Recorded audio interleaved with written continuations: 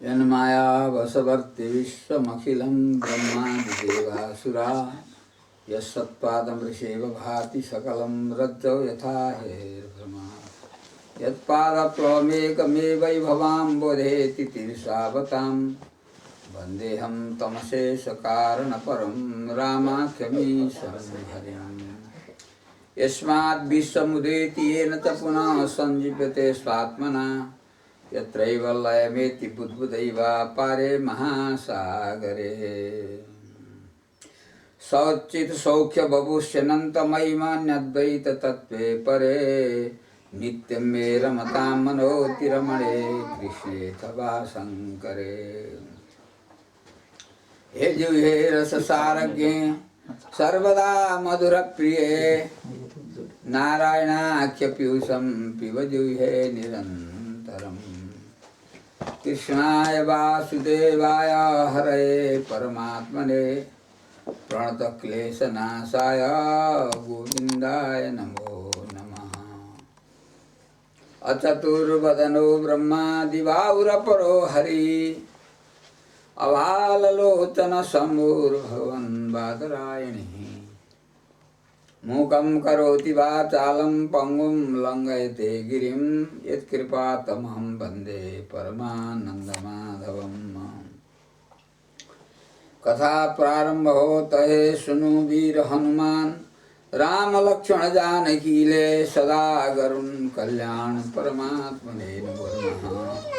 यहाँ यो अंक त्यसले चलायो भने चाहिँ अंक बढेको नबढेको यसै हेर्नु होला है। श्रीमद् भागवत का कथा रूपी अमृत कान रूपी दुनाले पान गर्नुहुनेछ। भगवानले कथा रूपी अमृत नपोखियोस् भन्नका निमित्त कान रूपी दुना बनाइदिनु भएको छ। ट्याक्क यता पनि नपोखियोस् उता नपोखियोस् भनेर चारैतिरबाट घेरेर कथा रूपी अमृत पान गर्नको लागि दुना बनेका हुन् कान।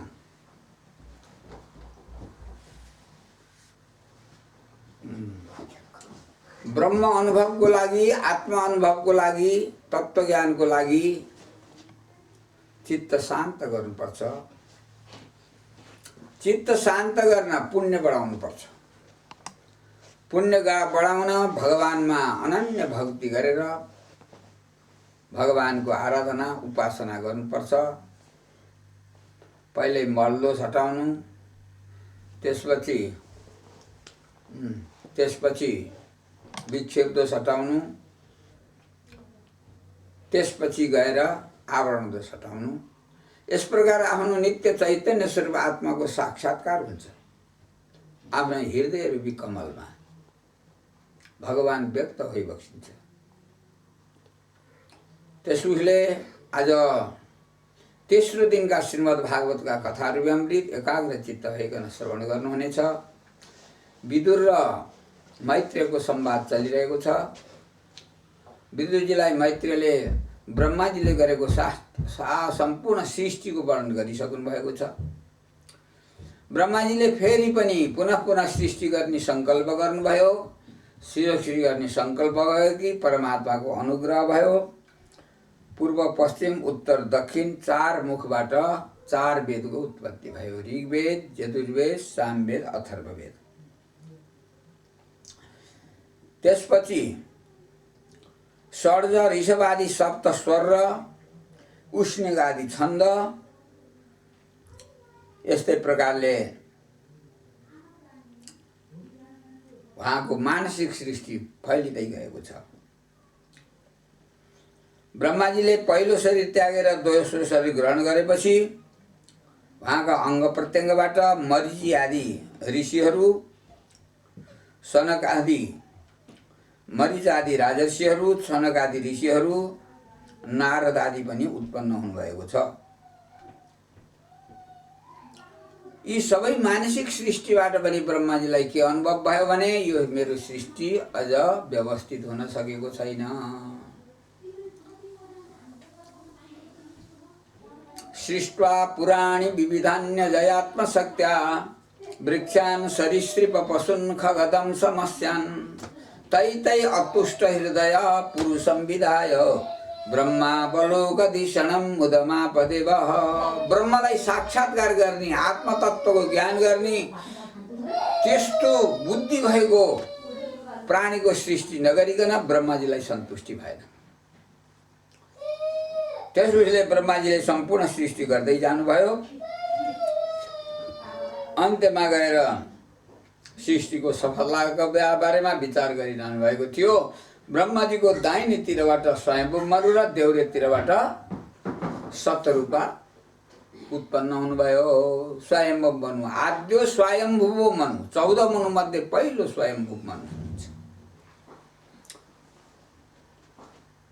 र स्वयम्भू मनु र सतरूपाको स्वभावैले दाहिने अङ्गका स्वयम्भू मनु र देउरे अङ्गका सतरूपा रानीबाट सृष्टि प्रारम्भ भयो। यहाँभन्दा पहिले मैथुनी सृष्टि भएको थिएन। त्यसपछि स्वयम्भू मनुका 5 सन्तान भए। 2टा छोरा प्रियभद्र उत्तानपाद, 3 कन्या आकुति, देवहुति, प्रसूति। 3टी छोरी 2टा छोरा उत्पन्न भए। तिनै छोरीको विवाह स्वयम्भू मनुले क्रमशः ब्रह्माजीका मानस पुत्र, सांकल्पिक पुत्र रुचि, कर्दम र दक्ष प्रजापतिसित गरिदिनु भयो। आकुतिको रुचिसँग, देवहुतिको कर्दम ऋषिसँग र प्रसूतिको दक्ष प्रजापतिसँग सृष्टि भयो, करे विवाह भयो। तर सबभन्दा पहिलो विवाह त हुन्छ कर्दम ऋषिसँग देवहुति। कर्दम ऋषिलाई पनि ब्रह्माजीले लौ सृष्टि अगाडि बढाउन पर्यो भनेर तपस्या गरिरहनु भएको थियो। परमात्मा प्रसन्न हुनुभयो र दर्शन दिनुभयो। धन्य हुनुभयो कर्दम ऋषि। भगवान के आज्ञा छ भनिकन कर्दम ऋषिले प्रार्थना गरेपछि भगवान नारायण हुनुहुन्छ, बाट मर्जी हुन्छ, तपाईँको आश्रममा आफ्नी छोरी लिएर स्वयम्भू मनु आउनुहुनेछ। देवहुति बिहा गर्ने प्रस्ताव गर्नुहुनेछ, नै नभनिकन बिहा गर्नुहोला।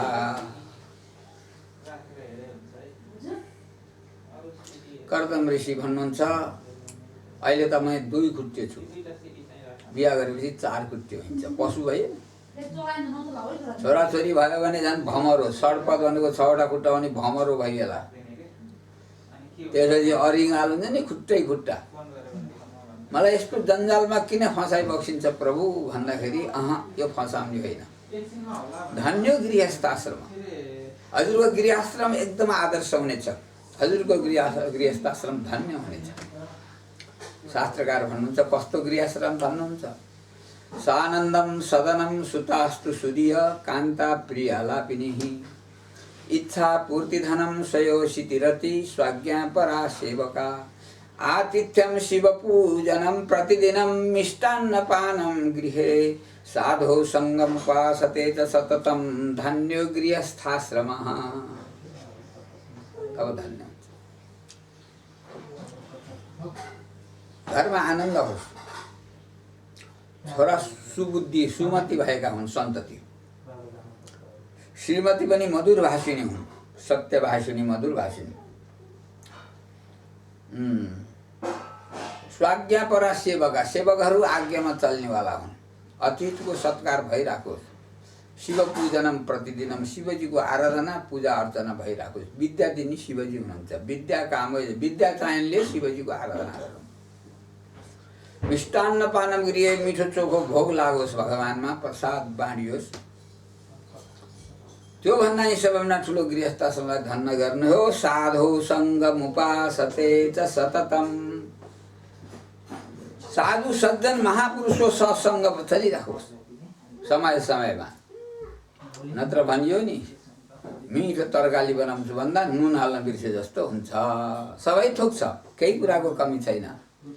कोही कोटिका सङ्ग्रहे, कोही लाख हजार, मो सम्पत्ति रघु वंशमणि विपद विदारण हार। भगवानको कृपा प्राप्ति होस्, बस तब गृहस्थाश्रम धन्य हुन्छ।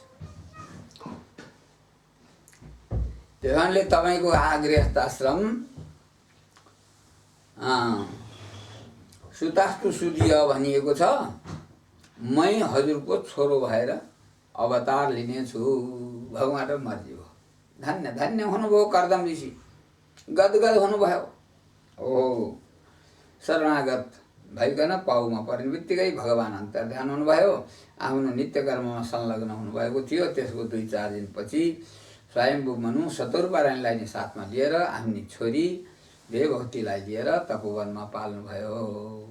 कुशल क्षेम भएपछि स्वयम्भू मनुले म कन्या अर्पण गर्न आएकी हुँ। नारदजीका मुखबाट तपाईँको गुण स्वभाव शील स्वभाव सब सुनेर हजुरलाई नै मनले वर्ण गरेकी छन्। सकृत कन्या प्रतियन्ते मन जसलाई दियो सकृत जलपन्थी राजा न सकृत जलपन्थी पण्डिता सकृत कन्या प्रतियन्ते त्रिनेतानि सकृष। एकपल्ट भएपछि फेरि दोहोरिँदै भनेपछि ल हजुरहरूले चक्र्याउनु भयो भने शिरोधारे छ भनेपछि आद्यो वैवाहिको विधि, यसलाई पहिलो विवाह विधि भनेको छ। रुचिसँग र दक्ष प्रजापतिसँग पछि गरिदिनु भएको छ। आकुतिको विवाह रुचिसँग, प्रसुतिको विवाह दक्ष प्रजापतिसँग। विशेष महिमा छ। साक्षात् भगवानले अवतार लिने विवाह हो यो। आराधनाबाट भगवानलाई जुन रूपमा पनि प्राप्त गर्न सकिन्छ। भगवानलाई प्रसन्न गर्नुपर्दछ। हे मैत्रेयजी भनिकन हे विदुरजी भनिकन मैत्रेयजीले विदुरजीलाई भगवानका लीला चरित्र सुनाइरहनु भएको छ। नैमिषारण्य क्षेत्रमा 88,000 ऋषिहरूलाई सूतजीले सुनाएको यो कथा 7 दिनका दिन तक्षक नागले डसेर मर्ने श्राप परेका विदुरजीलाई परीक्षित महाराजलाई सुखदेव स्वामीले सुनाइरहनु भएको छ। तिनी कथा यहाँ पनि हाम्रो औ सौभाग्यले विस्तार गर्न पाइएको छ। यो कथा सुनेर विदुर अति आनन्दित हुनुभयो। भगवानको लीला श्रवण गर्नका लागि रुचि बढ्दै गयो। करबद्ध भएर मैत्रेयजीसँग विदुरजी भन्नुहुन्छ यो सृष्टि रचनाको विवरण विस्तारपूर्वक सुनाइबक्सियोस्। अब त्यस समयमा भनिन्छ पृथ्वीलाई त पातालमा पुर्याइएको थियो, कसरी तिनीहरूको पृथ्वीको उद्धार भयो र सृष्टि भयो भनिकन प्रश्न गर्दाखेरि ब्रह्माजी ज्यादै चिन्तित हुनुहुन्थ्यो। सृष्टिको विस्तार गर्नको लागि पृथ्वीको अभाव हुनाले। त्यसो भएको हुनाले ब्रह्माजीले चिन्ता गर्दा गर्दै ब्रह्माजीलाई छिक लाग्यो। छिकमा एउटा सानो किरो बाहिर आयो। किरो बाहिर आयो त हेर्दा हेर्दा हेर्दा सुँ बराह श्वास र सुँ गर्दै यता र उति आकाश मण्डलमा उड्न थाल्यो। त्यही बराह त्यहाँबाट जलभित्र प्रवेश गरेर जाँदा जाँदा जाँदा जाँदा पृथ्वीलाई फेला पार्नुभयो। क्षितिरति विपुल तरे तब तिष्ठति पृष्ठे बसति दशन शिखरे धरणी तब लग्ना शशिनि कलंक कलेव निमग्ना केशवधृत शुकर रूप जय जगदीश हरे। पृथ्वीलाई आफ्ना बराहको दाँतमा सेता सेता दाँतमाथि श्याम वर्णकी पृथ्वीलाई राखेर चन्द्रमामा भएको कलङ्क हो कि जस्तो शोभा थियो अरे। बसती दशन खेरे धरणी त शशिनी कलङ्क कलै पनि भयो। यस्तो केशव भगवानले बराह रूपको धारण गरेर पृथ्वीलाई उद्धार गर्न लाग्नु भएको थियो। त्यही बेला हिरण्यकश्यपको भाइ हिरण्याक्षले देख्यो। ए मेरो खेलाम यो भगुन्डो कहाँ लिएर जाँदैछस् भनेर हाँक दियो। धेरै बकबक नगर मर्ला अहिले भनेर भगवानबाट मर्जी भयो। उसले आक्रमण गर्यो। बराहको र हिरण्याक्षको ठुलो लडाइँ पनि भयो। विदुरजी भन्छ यो हिरण्याक्ष को थियो त नि त्यस्तो भगवानसँग लडाइँ गर्ने भन्दाखेरि हे विदुरजी एकाग्र चित्त भएर श्रवण गर्नुहोस्। कुनै समयमा ब्रह्माजीका मानसपुत्र सनक सनन्दन सनातन सनत कुमार साक्षात् नारायणको दर्शन गर्नको लागि वैकुण्ठतिर सवारी भयो। वैकुण्ठको जाने बाटोमा रङ्गी बिरङ्गी फुल फुलेका छन्। भोजपात देवदार वृक्षहरू टन्न छन्। मग मग मग मग मग सुगन्धी लिएर हावा बगिरहेको छ। चराचुरुङ्गी भमराहरू गुन्जायमान छन्। यस्तो शोभाले सम्पन्न भएको मार्गमालाई पार गर्दै सनक आदि वैकुण्ठधाममा पुग्नुभयो। पहिले सालोक्य, अनि सामिप्य, अभी सायुज्य हुँदै हुँदै हुँदै हुँदै दरबारमा पुग्नुभयो। पहिलो ढोका त पार गर्नुभयो, दोस्रो ढोका नि पार गर्नुभयो, तेस्रो ढोका नि पार गर्नुभयो, चौथो ढोका पार गर्न लाग्दाखेरि जय विजयले डन्डा तेर्स्याएर रोकिदिए। भगवानको दरबार सबैका लागि खुला हुनुपर्छ। तिमीहरू कसरी हामीलाई किन रोक्छौ भन्दाखेरि पनि ज्यादै दुराग्रह गरेको हुनाले, भित्र जान नदिएको हुनाले सनक आदिले तिमीहरू 3 जन्म तक भूमण्डलमा असुर भएर जन्म लिनु परोस् भनेर श्राप दिनुभयो। कोलाहल भयो। सनक आदि पाल्नु भएको खबर पाएपछि भगवान नारायण आउनुभयो। हौ स्वागत सत्कार गर्नुभयो, भगवानको दर्शन पाउनुभयो। त्यसपछि यिनलाई श्राप दिनुभयो। ठिकै, पहिले पनि लक्ष्मीले श्राप त दिइसकेकी हुन्, तपाईँहरूले आवृत्ति गर्नुभयो, यो ठिकै छ, जे भए नि मबाट यिनको उद्धार हुनेछ 3टै जन्ममा भनिकन भन्नुभयो। यता भन्नुहुन्छ, हे विदुरजी, यतापट्टि दितिले एक दिन कश्यप ऋषिको आश्रममा सायङ्कालको बेलामा मलाई त गर्भाधान गर्नु पर्यो भनेर कपडा समात्नु भएछ। यो त सन्ध्या बेला छ, शिवजीका गणहरू विचरण गरिरहेका छन्। त्यसो भए उनीहरूले यो बेलामा यो गर्भाधान आदि गर्न हुँदैन भनिकन जब ऋषि गरे भन्नुभयो कश्यप ऋषिले, उनले मान्दै मानिनन्। कति नमान्नेपछि उहाँको सन्ध्या बन्द नै रोकियो। त्यसो भएको हुनाले सायङ्कालमा के अरे ऊ भएको हुनाले, गर्भ रहेको हुनाले अब तिम्रो गर्भमा ठुला के दुष्ट राक्षसहरू जन्मनेछन् भनेपछि अहिले दिति रुन लाग्नुभयो। ओ तिनै श्राप परेका जय विषय दितिका गर्भमा आएर बस्दा भए लोकमा अमङ्गल हुन थाल्यो। आकाशबाट पत्थर खस्ने, गाई दुहुँदा रगत आउने, स्यालहरू कराउने, यी दुष्टहरू गर्भमा आएको हुनाले ज्यादै नै संसारलाई सन्ताप भयो। दुष्टले सन्ताप दिन्छ र धेरै वर्षसम्म उनले रोकेर राखिन्। आखिर एक दिन त जन्म नै थियो। यतापट्टि दिति चाहिँ कश्यप ऋषिसँग मेरा मात्रै छोरा होइनन्, हजुरका नि छोरा हुन्, जे भए पनि तिनबाट हाम्रो कुल कलङ्कित नहोस् भनिकन प्रार्थना गरेपछि ऋषिले यसो ध्यान गर्नुभयो, चिन्ता नमान, नाति परम भगवानको भक्त हाम्रो कुललाई उज्जवल गर्ने जन्मनेछ भन्नुभयो। तिनी प्रह्लाद जन्मिने पछि ऋषिहरू त त्रिकालदर्शी हुनुहुन्छ। यस्ता प्रकारले भएपछि हे विदुरजी, त्यही नै गर्भमा आएर जन्मेको भाइ चाहिँ हिरण्याक्ष हो, जसलाई वराहावतार भगवानले उद्धार गर्नुभयो र पृथ्वीलाई ल्याएर स्थापित गरिदिनु भयो। त्यही पृथ्वीमा अब के भयो, तस्मात् आत्मना आकाश सम्भूत, त्यो परमात्माबाट आकाशको उत्पत्ति हुन्छ, आकाशबाट वायुको, वायुबाट तेजको, तेजबाट जलको, जलबाट पृथ्वीको हो। अरूको उपस्थिति छँदै थियो, पृथ्वी पनि उपस्थित भएपछि सृष्टि कर्मलाई सजिलो भयो।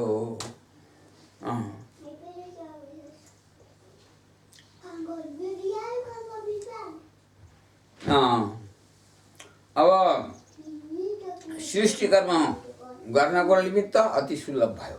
अब स्वयम्भू मनलाई पनि सृष्टि रचना गर्न ज्यादै सजिलो हुने भयो। उतापट्टि कर्दम ऋषिलाई पनि सृष्टि गर्न पृथ्वीमा स्थित भएर सृष्टि गर्न सक्ने हुनुभयो।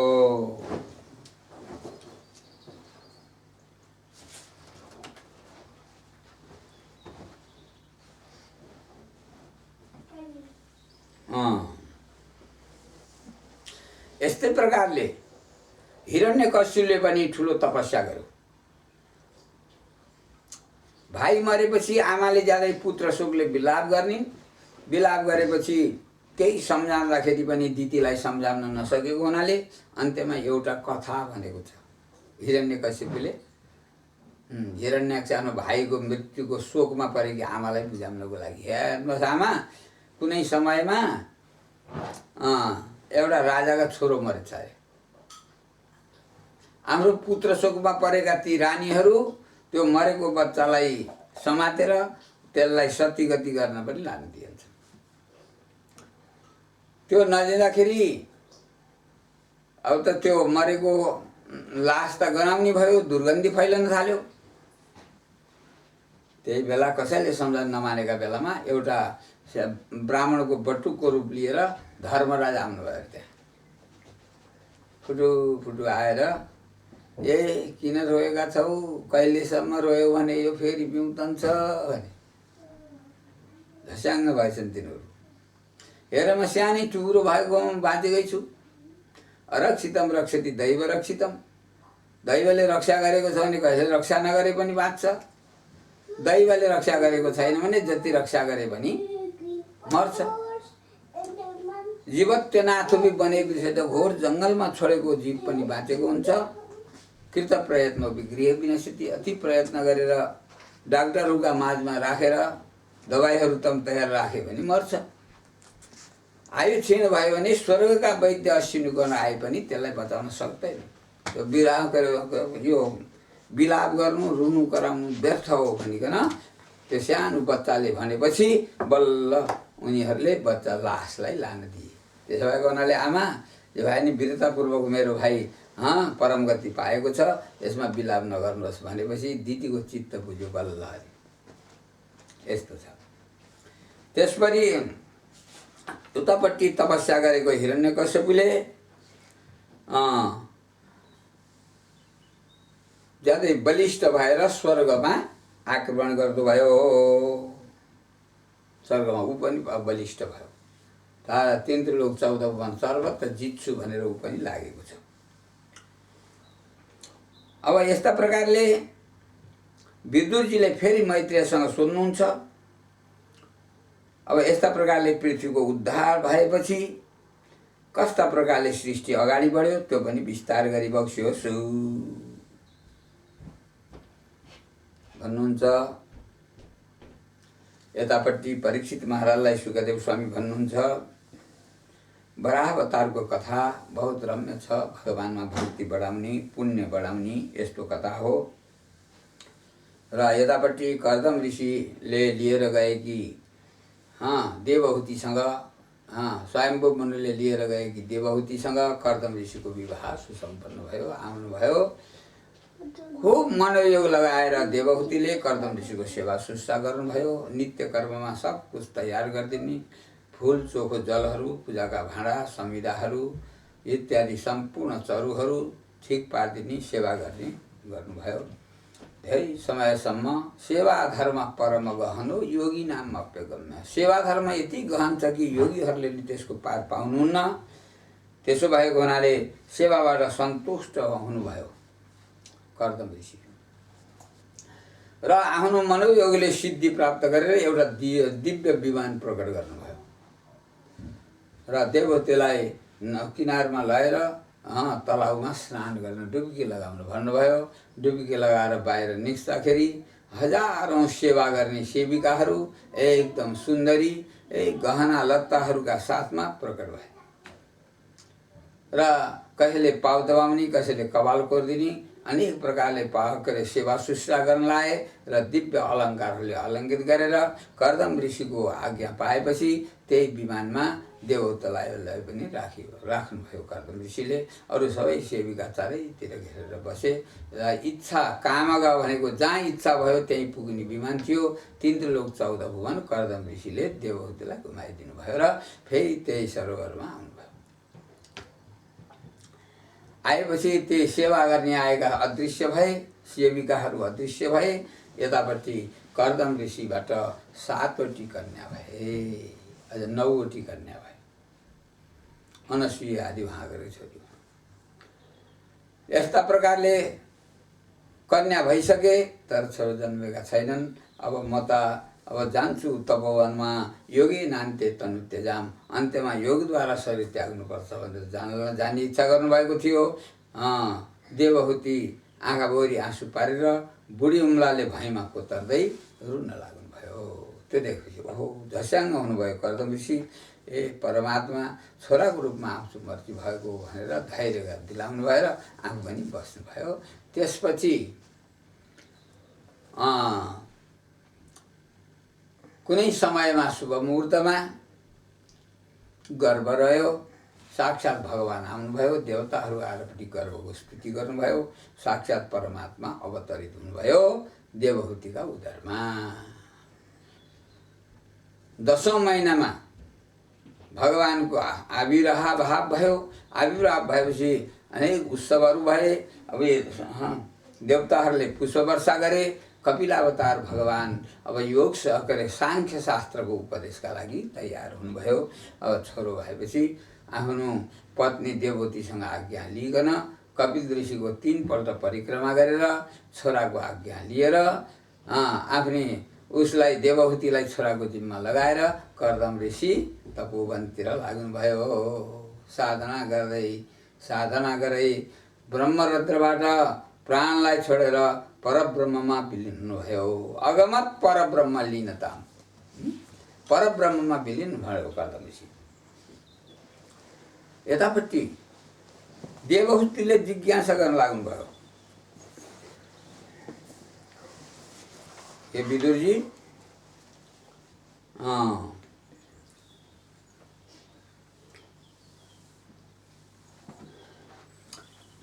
यतापट्टि कर्दम ऋषिका जो 9 छोरी हुन् नि, कला, अनसुया, श्रद्धा, हविर्भू, गति, क्रिया, ख्याति, अरुन्धती र शान्ति, यिनको विवाह पनि क्रमशः कलाको मर्जीसँग, अनसुयाको अत्रीसँग, श्रद्धाको अंगिरासँग, हविर्भूको पुलस्त्यसँग, गतिको पुलहसँग, क्रियाको भृगु, यस्तै प्रकारले अरुन्धतीको वशिष्ठसँग, यो 9 प्रजापतिसँग विवाह गरिदिनु भयो। यथा समयमा देवही तो भइहाल्यो, कपिलावतार हुनुभयो। छोरीहरूको विवाह सम्पन्न भयो। छोरो जन्मेपछि श्रीमतीलाई छोराको जिम्मा लगाएर कर्दम ऋषिले परपद पाउनुभयो। यतापट्टि अब देवहूतिले आफ्नो छोरा कपिलावतार भगवानसँग हात जोडेर मलाई उद्धार गरिबक्सियोस् प्रभु, बिहा गर्नु, खानु, सुतनु, बुढिनु, मर्नु यतिता, पशुको यो धन्दा कसरी हुने हो हामीबाट भन्नुहुन्छ। बिहा गर्नु, खानु, सुतनु, बुढिनु, छोराछोरी जन्माउनु यो त सबै जीव जन्तुको सबैका हुन्छ, पशुको पनि हुन्छ। हामी बढ्ता हुनु पर्यो, हामीलाई ज्ञान दिइबक्सियोस् प्रभु। ज्ञाने नहिना पशु भी समाना, ज्ञान भएन भने पशु हुन्छ। आहार निन्द्रादि समम शरीरिषु, शरीरधारीमा आहार निन्द्रा सबैमा उस्तै हो। वैशिष्यमेकम हि नरे विचारणम, मनुष्यमा विशेषता के छ त भने विचार, ज्ञान प्राप्ति गर्नुपर्छ। तेनोजित पक्षी पशु पशुस्मृत, त्यसैले यदि विचार भएन भने पक्षी जस्तै भयो, पशु जस्तै भयो। तस्मात् विचारैका परायण भवेत्, मनुष्यले विशेष गरेर गहिरिएर विचार गर्नु पर्यो, विवेक विचार धारण गर्नु पर्यो। त्यसैले मलाई ज्ञान दिइबक्सियोस्।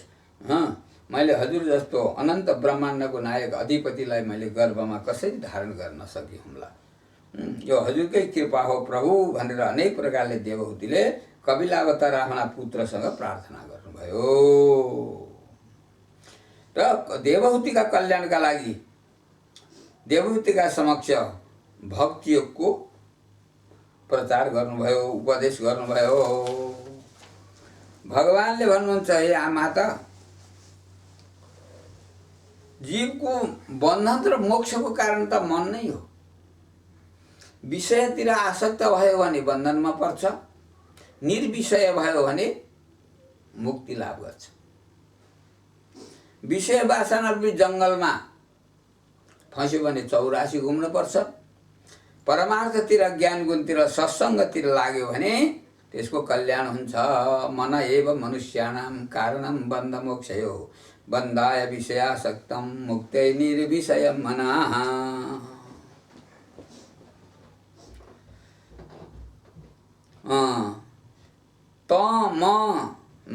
मोह काम क्रोध लोभ इत्यादि मनका दुर्गुणहरू हुन्, अशुद्ध मनका कारणहरू हुन्। किनकि अशुद्ध मनमा राग द्वेष आदि आउँदछन्। राग द्वेष काम क्रोध लोभ मोह मद मात्सर्य ईर्ष्या असूया द्वन्द्व दम्भ अहंकार, यी 14टा दूषित मनका दुर्गुणहरू हुन्। श्रद्धा भक्ति विश्वास, यी श्रद्धा भक्ति र विश्वास यो चाहिँ शुद्ध मनका विषयहरू हुन्। त्यसो भएको हुनाले पहिले मनको शुद्धि गर्नु, मलदोष हटाउनु, विवेक वैराग्यलाई धारण गर्नु, सत्सङ्ग खोजी खोजी गर्नु, हे माता कुसङ्गबाट बच्नु, पुण्य बढाउनु। यो संसार 2 दिनको राम छाया हो भन्ने हुन बिर्सनु, किनभने यो मायाको रचना हो। अघटित घटना पछि मायाले यो संसार भुल भुलैया रचना गर्नुभएको छ। भुल भुलैयामा जो फस्यो त्यसको कहिले पनि कल्याण हुँदैन। हे माता भक्ति बढाउनुहोस् भनिकन कपिलावतार भगवानले आफ्नी आमा जननी देवहूतिलाई भक्तिको उपदेश गर्नुभयो। ईश्वरार्थ भक्ति गर्ने उपदेश सुनेपछि देवहूतिले भगवानसँग फेरि भक्तिको स्वरूप सोध्नुहुन्छ।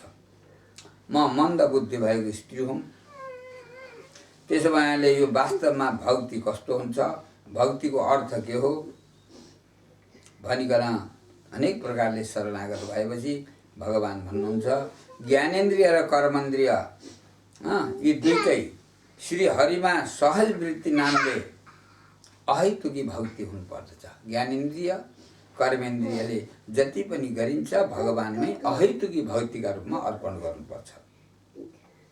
यसको मुक्ति भन्दा नि ठुलो महत्त्व छ अहैतुकी भक्तिको। अहैतुकी भक्ति जसले गर्छ त्यही ज्ञानी हो। आर्त जिज्ञासु अर्थार्थी सहैतुकी भक्ति, त्यसमा हेतु छ। आर्तलाई दुःख आइपरेको छ, जिज्ञासुलाई जान्न परेको छ, हैन। आज अर्थार्थीलाई जान हे प्रभु कुबेरको भन्दा नि धेरै सम्पत्ति होस् भनेर माग्न परेको छ। ती सहैतुकी भक्ति हो। अहैतुकी भक्ति हुनुपर्छ प्रहलादको जस्तो हो। त्यस्तो भक्ति भयो भने त्यसबाट मनुष्यको लागि त्यो भक्ति त मोक्ष भन्दा नि श्रेष्ठ मोक्ष हो।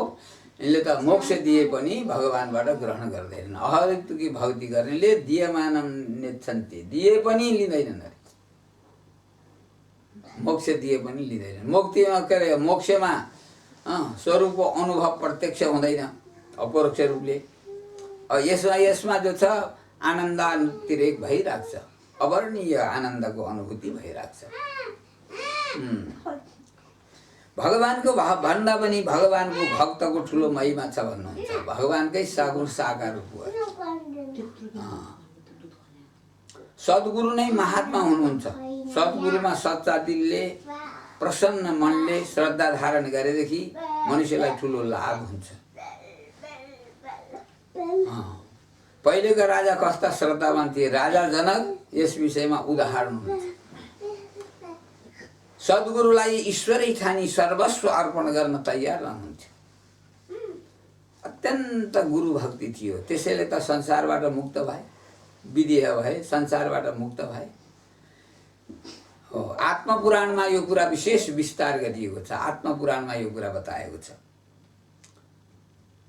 त्यस्तै प्रकारले यहाँ पनि अनन्य भक्तिले ईश्वरमा, गुरुमा, सज्जनमा श्रद्धा भक्ति विश्वास राख्नु म जीवन बल्ल धन्य हुन्छ। ते धन्य भुवि परमार्थ निश्चितः शेषास्तु भ्रमनिलय परिभवन्ति। परमार्थमा निश्चित इच्छा राख्ने नै धन्य हुन्। सांसारिक विषय वस्तुमा आकृष्ट भएर ज्यादै आसक्ति बढाएर आफ्नो जीवन बर्बाद गर्नेलाई कहिल्यै पनि धन्य भन्न सकिँदैन।